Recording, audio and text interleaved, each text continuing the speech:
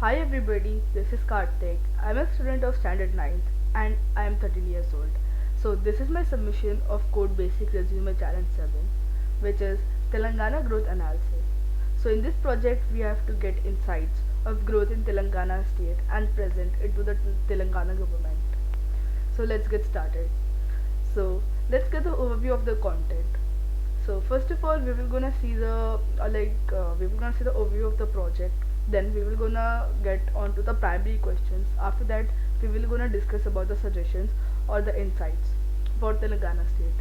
So let's get first of all to the overview of the project. So basically, Code Basics Resume Challenge 7 is based on Telangana growth analysis. So it is a deep exploration of Telangana's economic and industrial landscape through the meticulous analysis and the formulation of insightful questions aiming to shed light on various facets of the region's growth trajectory. So in this project, the primary goal of mine is to uncover meaningful insights that offer a comprehensive understanding of Telangana's economic dynamics by meticulously examining key datasets which is given by Codebasic and the Open Data Telangana and addressing pertinent questions aiming to draw conclusions that will bring drastic exponential growth to the Telangana state. So now let's move on to the primary questions. So in the primary questions there are four main sections, you can say, or stages. So the first one is the stamp registration. In that, let's discuss about the question number first.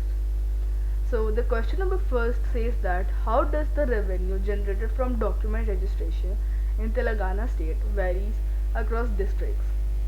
Then we have to list down top 5 districts among them that show the highest document registration revenue growth in the time period of fiscal year 2019 and 2022. So for basically this question is pretty simple. So for this question my approach was, or you can say the logic was, I first gathered the data, the time period of between the data, which is the fiscal year of 2019 and 2022. So the fiscal year of India is from 1st April to the next year of March 31st. So I gathered the fiscal year of 2019 and 2022 and then got the growth rate by this basic formula, which is subtracting initial value from the final value and dividing the whole equation with the initial value. So this allowed me to assess how document registration revenue in different districts of Telangana changed over this period. So with this logic I got the answer. Here you can see, so the top 5 districts with the highest document growth between the fiscal year of 2019 and 2022 are, in the first one is the Rangareddy, followed by Medchal, then by Hyderabad, and then followed by Sangareddy and Halmakonda.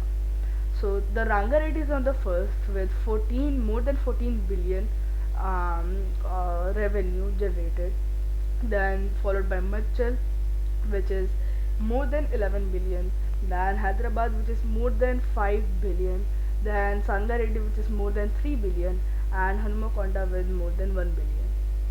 So now let's move on. So here you can see now it's the highest growth rate of districts by percentage.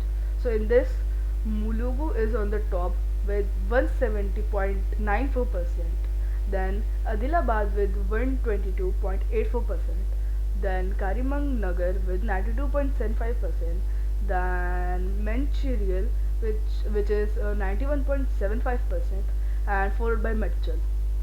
So this was the growth by the percentage. So now here are the districts, top 5 revenue districts in Telangana. You can see here Rangareddy, then this little you can see area is Hyderabad, then you can see Medchal, then Sangareddy and Hanmakonda at the last. So now let's get to the second question.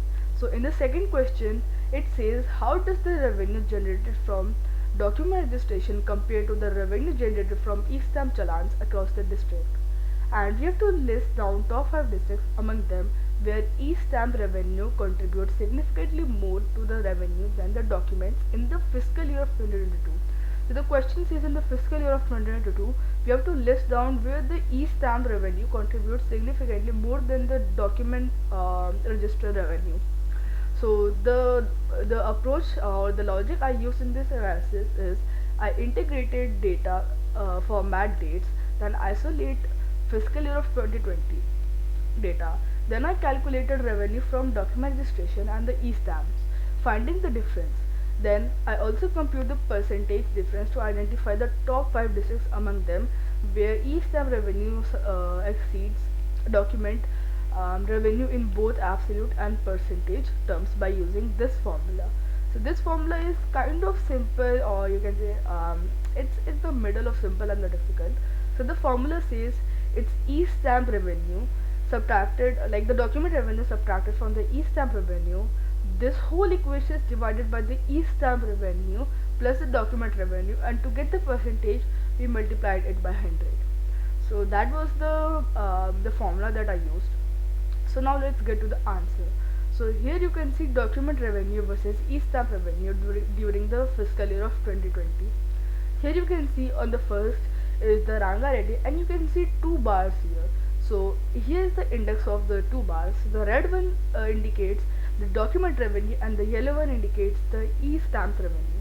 So Rangareddy is on the top with the document. Let's first talk about the document revenue. The document revenue here is this, you can see, and then it's the stamp revenue. Then Rangareddy is followed by Mitchell. Then Mitchell is followed by Hyderabad, Sangareddy, and Narayan Pat.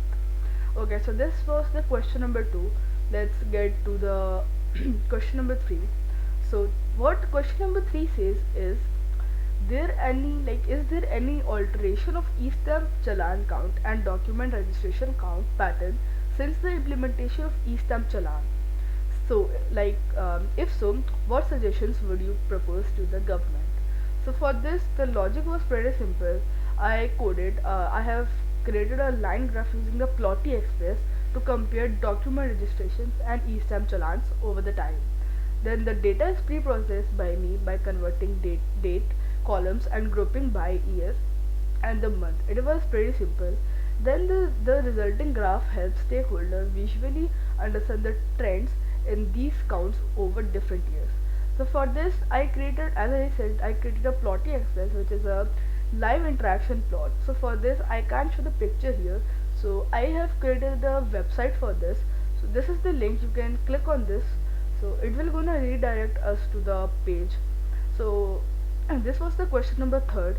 So it comes under the stamp registration. If we click on this drop down, you can see question number 3rd. If we just click on this and let the graph be load, so here you can see the graph has been loaded. So this is the live interaction graph, you can see. So the blue line here indicates the document register count and the orange line indicates the e-stamp challan counts. So let's get to the first of all document registration count. So here you can see I just get only the selected only the document registered count. Here you can see the patterns. Here you can see, so the highest that goes in the July month, and in the July month of 2019 with the count of 158.479k. Then here you can see in the September of 2021 it's a big dip with a count of 0. So this was and here also, so this was a pretty basic trend of document registration count. So this, let's get to the e-stamp challan. So here you can see this is the e-stamp challan. It also get a dip in September of 2021 with 0. So this was the question number 3. Now let's get back to the question 4th. So this was all about question number 3, and don't worry, I will gonna drop the link in the LinkedIn post, and you can just click on that and get to that page and explore more about that. So this is the question number 4th.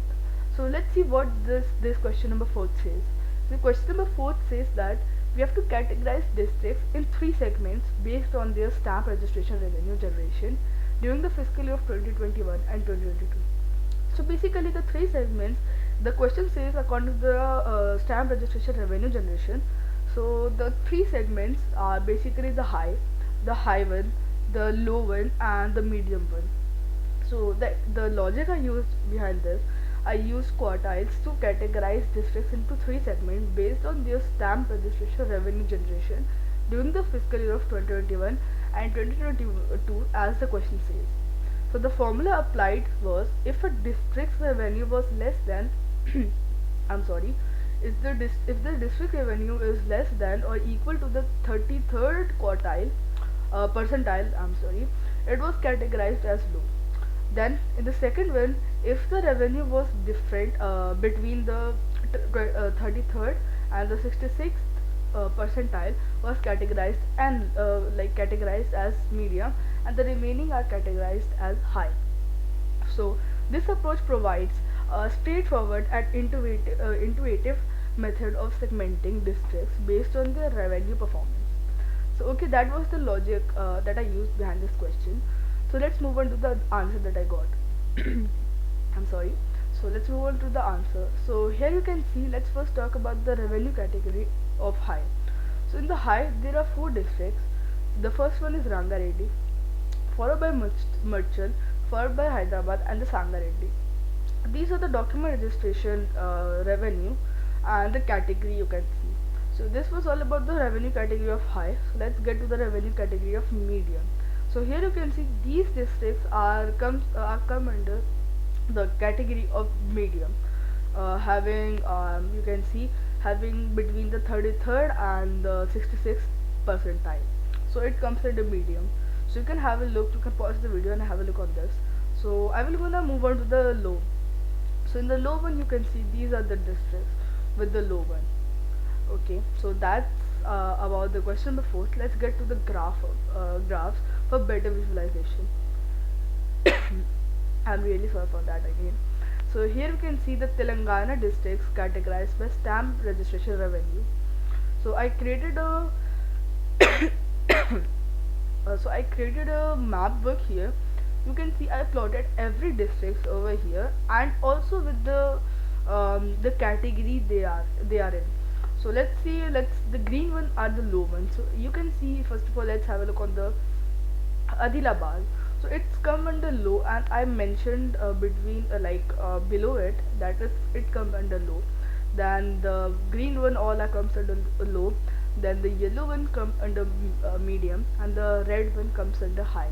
And I know you guys are just seeing this gray one. So this is the region of no data. So there is no data present here. So I made it in gray and mentioned that it has no data. So this was the question number 4. Now let's move on to the next section, which is the transportation. So in this, let's first discuss about the question number 5. So what does the question number 5 says?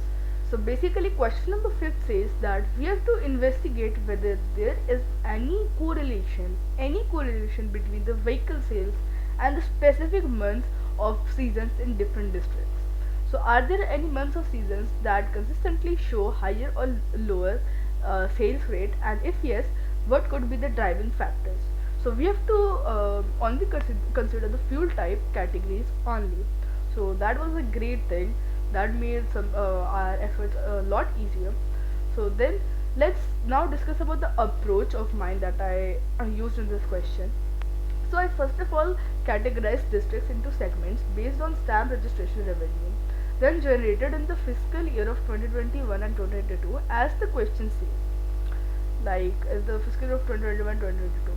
Then filters and merge the data on vehicle sales by different type and calculates average sales per month for each district and visualize the trends in separate plots to segment districts by a revenue pattern.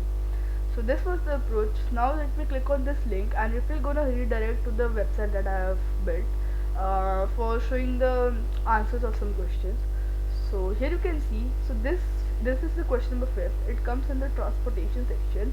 So we will, if you're gonna click on this drop down, then you can see all the districts with the average vehicle sales. If I click on any of these districts, let's click on the Rangareddy. So let it take time to load because it's a heavy project now, that's why. So here you can see this for the Rangareddy. You can see the trends over here. So blue line is for the fuel type of petrol, Then the green line is for the diesel, and then the orange line is for the electric, and the red line is for the other fuel type. So that was the question number 5. Basically it was pretty easy. Like, you can click on any of these, and it will gonna just load the live the plotty express, and you can just have a live interaction with the plots. So that was it about the question number 5. So now let's move on to the question number 6. So question number 6 was a pretty tricky one. So how does the distribution of the question number says that how does the distribution of vehicles vary by vehicle class of the motorcycle, motor car, auto rickshaw and the agriculture across the districts of Telangana? Then it says, are there any districts with a predominant preference for a specific vehicle class? Consider the fiscal year 2022 for analysis. So, so the logic I have used in this is I used the logic of grouping and summing the vehicle counts by class for each district in the fiscal year of 2022, as the question says basically. So that was easy one, but the tricky one also. So the formula involved grouping data by district and aggregating vehicle counts within each class. So this allowed for a clear visualization of vehicle class distribution across the districts using a stacked bar graph. Okay, so let's move on to the visualization part. Here you can see distribution of vehicles by classes. So you can see this is a stack bar graph. So you can see, let's focus on the first of all the let's focus on the blue one, which is for motorcycle. So in here the highest is by the way, these number of vehicles, okay, you can see. So the highest is in for according to the motorcycle, spectrum motorcycle is in Hyderabad, which is about more than 20,000. It's not 20,000, it's 2 lakh. Then you can see it is a dominant region for motorcycle. Then you can see the yellow one, it's in Hyderabad also, so it's for motor car. So you can see I've plotted the bar stack for better understanding. I'm making the question a lot easier. So, and let's get to the distribution across Telangana. So this is for the motorcycle. So you can see a whole Telangana is filled with motorcycle. Then you can see it's for distribution of motor car. So you can see the motor car one. It's a little what do you say? It's not fully covered the graph, because motor cars are only in few regions, and now more in few regions, and now distribution of auto rickshaw. So it's, you can say it's pretty all the like covers the full Telangana, and it's the agriculture one, it's like up in middle of that. So that was the question number 6. So let's get to the question number 7 now.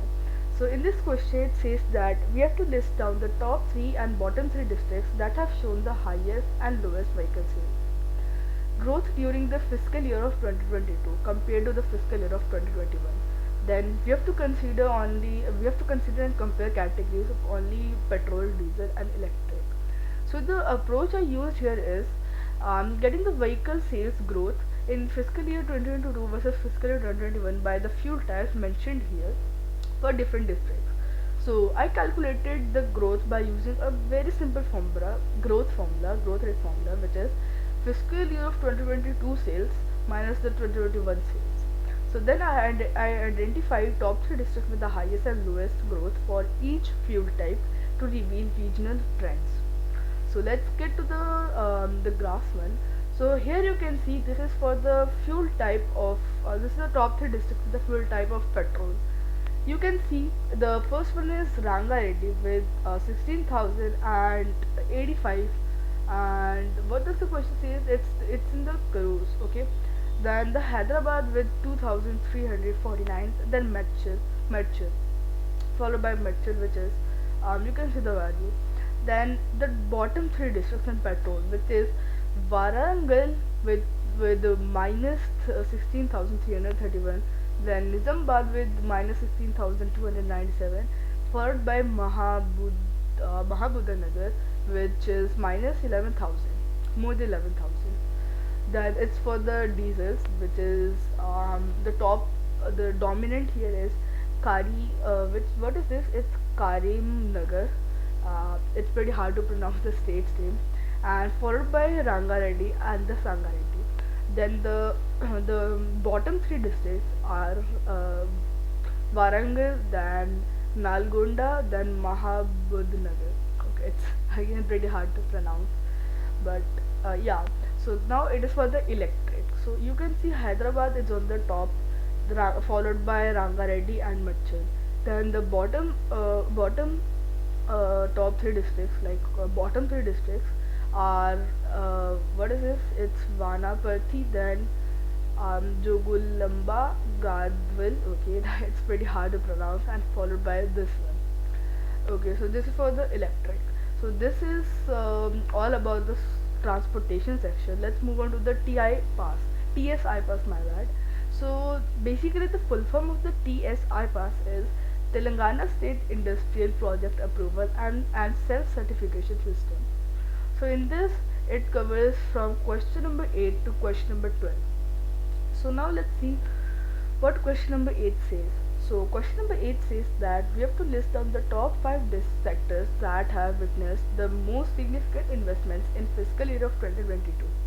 So the approach here, it's a pretty basic question. So approach here is, I identified top 5 districts with highest investment in fiscal year of 2022 by filtering and summing investment data for that fiscal year, providing insights into where significant capital flows occurred. Then utilize the formula of grouping and summing investments in crores. You have to have a little bit notice on that. It's in crores, investment in crores for each sectors in fiscal year of 2022 to determine the top 5 sectors with the most substantial investment during the fiscal year. Okay, so here you can see the top 5 sectors by investments. So the first one is by the plastic and rubber. It's with 5,855.61 crores investments, followed by pharmaceuticals and chemicals, which is 2181, or you can say 2181.63 crores, followed by real estates, which is 2127.30 crores, or you can say 3 crores, and then it's solar and other renewable energy, followed by engineering. So you can see, you can have a look and notice that the top 5 districts by investments in the fiscal year of 2022. So that was the question number 8. I already told that it's pretty easy. So it's pretty simple and straightforward question. So now the question number 9. So question number 9 says that we have to list down the top 3 districts that have attracted the most significant sector investments during fiscal year 2019 and 2022. And what factors could have led to a substantial investment in these particular districts. Okay, so in this question, the logic I used is, I determined the top 3 districts with the highest sector investments for fiscal year 2022 by aggregating investment data by district, sorting the districts by investment amount in the descending order, then by selecting the top 3. Then the formula used mainly involved the grouping and summarizing the investment data by investment district. My bad. So that was the logic. Okay. Let's move on to the next question. Not the next question, the graphs of this question.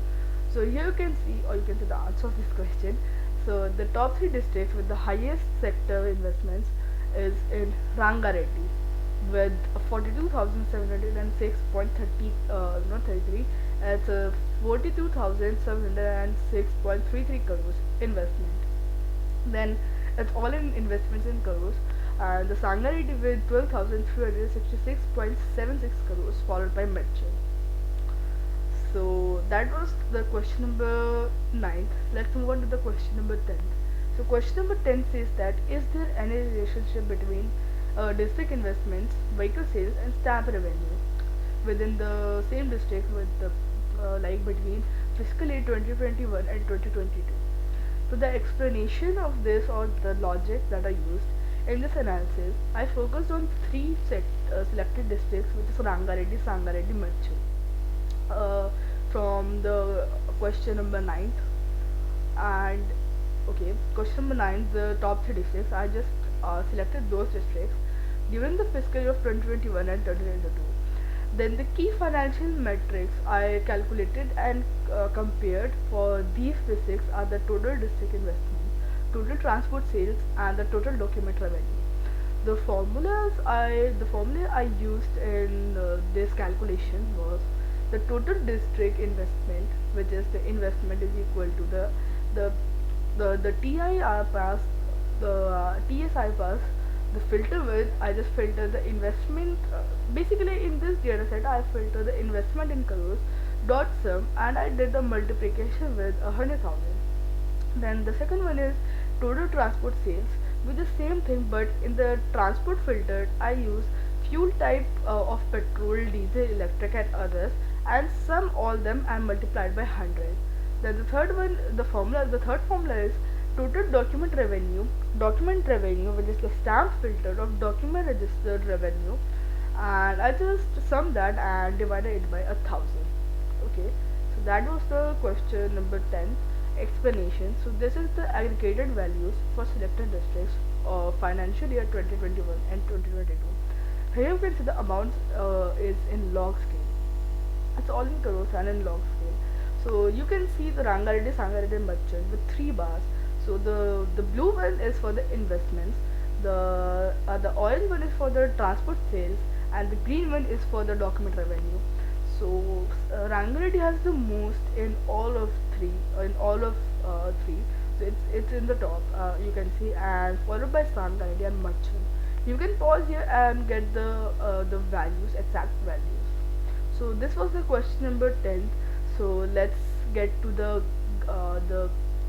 Telangana district categorized by stamp registration revenue on the maps.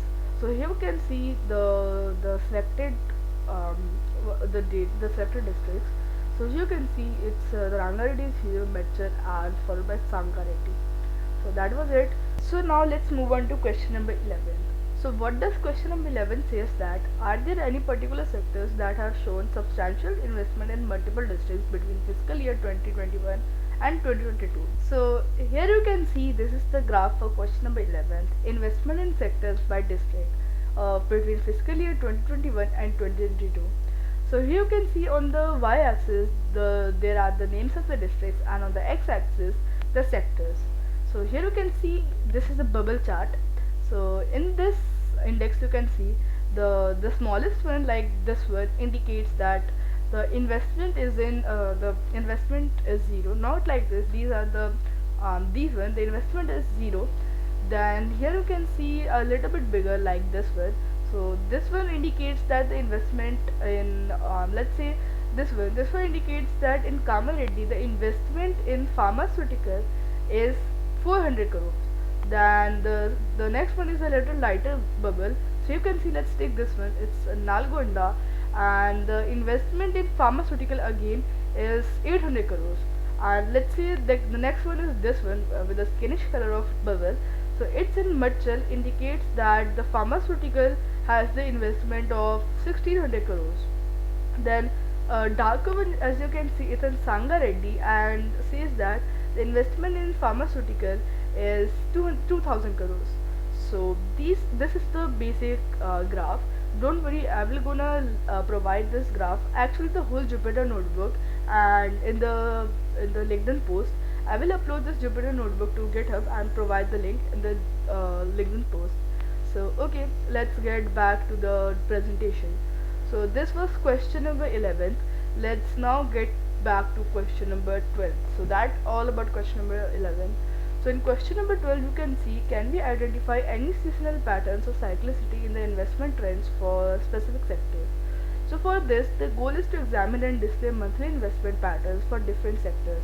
This is achieved by grouping the data by sector and month, computing the mean investment for each sector, month, pair, and presenting these data with a line plot, so that the stakeholders can see the fluctuation over the time.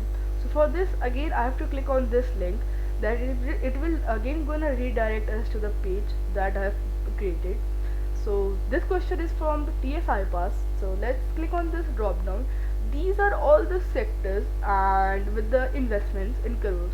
Let's click on the pharmaceutical. Let's click on the pharmaceutical, and as you can see the graph has been generated for the pharmaceuticals and chemicals.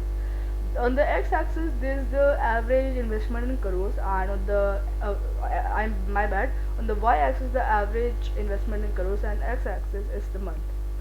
So as you can see in the month, as you can see here, let's say the first peak is here in this pharmaceuticals. The first peak in September 1st 2019 with 128 crores. Then it goes down, then again a little peak in July 1st 2022 with 121 crores. Then the highest peak you can see here is in July 1st 2021 with the average investment in crores is 212 crores. Then it goes down, and that's all. So let's get to, let's check another one. Let's say the automobile one. Let's click on the automobile, and it will gonna take a little bit time and generate the graph. So you can see here average investment in crores. So it's like here it's all you can see a flat, but it has some investment. Like you can see here it's looking flat, but it has an investment in July 1st 2021 with the investment of 4.59 crores.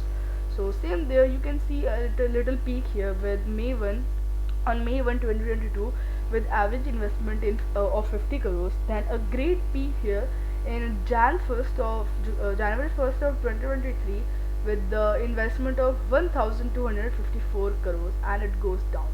So you can check out again. I will gonna link this. I'm gonna provide this link in the LinkedIn post, and you can have a great look and a deep look on all the sectors. So now let's get back to the presentation.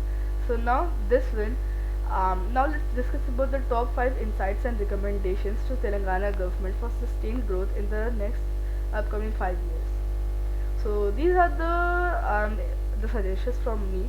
So the first one is leverage the tech ecosystem. So Telangana's strong information technology ecosystem centered around Hyderabad should be leveraged further. Encourage innovation, support startups, and attract tech giants to foster economic growth. Then the next one is the investment in infrastructure. So continued investment in infrastructure, particularly in transportation and digital connectivity, is essential for sustained growth. Improving the connectivity between urban and rural areas can bridge economic disparities. And the third one is to focus on skilling and education.